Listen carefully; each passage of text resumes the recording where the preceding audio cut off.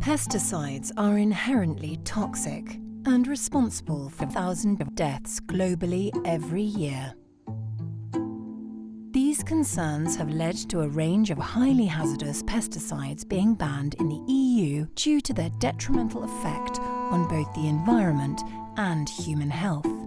However, many of them can still be sold to countries outside of the Union. Countries like Kenya.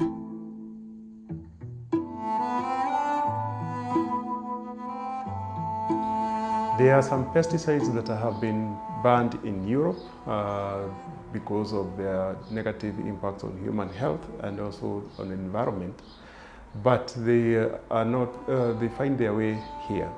So there are some companies in Europe who produce them not for the European market, but for markets such as Kenya.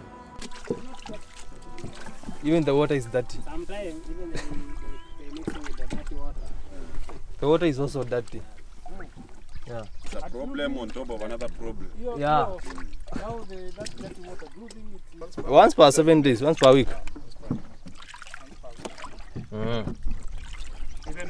The most affected people by pesticide use are usually small-scale farmers in terms of their exposure, in terms of financial losses, health risks, and they usually pay the highest price.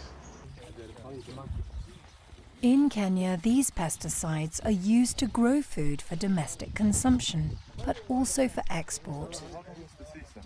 However, products exported to the European market are typically tested for pesticides residue, and in many cases stopped at the border for containing the very chemicals that European companies provided, meaning that the farmer does not get paid.